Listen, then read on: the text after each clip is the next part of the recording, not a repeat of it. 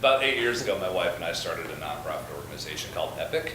And what EPIC does is it engages really high-level creative professionals to volunteer their time in teams on behalf of other nonprofit organizations that have tremendous value, but they don't know how to do storytelling or they can't afford to do it. So in 8 years' time now, EPIC's done something like $4 million in creative pro bono services for well over 50 nonprofit organizations in Chicago and also now in Minneapolis, St. Paul. So we started there, and I had created a speaker series whereby I wanted to invite in somebody not just from the industry, but also somebody from the education world to come in and talk about basically social change communications. So I went down to Columbia College and I met with this really lovely woman who was teaching social change communications. And about 5 minutes into our conversation, after I asked her, if she'd be willing to come in and speak at this event, she asked me if I'd ever thought about teaching before.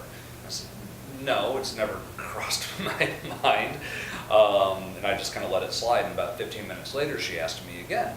And so then she invited me in to just do like what we call a dog and pony show, just like come in and talk about the work that you're doing out there. I think the students would really enjoy it. I said, okay.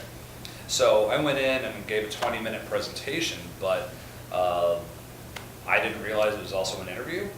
And so I ended up interviewing with 3 professors that day, and the next thing I know, I was an adjunct at Columbia College teaching this course on social change communication.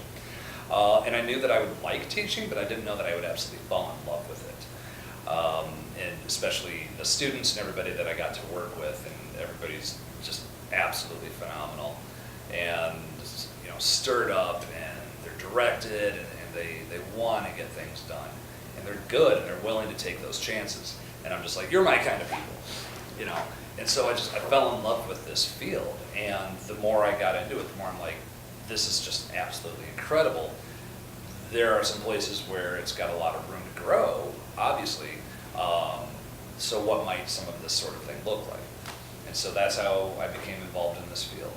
So just started to ask a lot of questions and started to experiment and tried on different types of pedagogies and taught different material.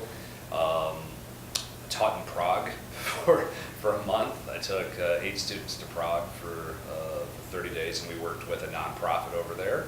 And we also worked with the city of Pilsen, which is what our Pilsen is named after.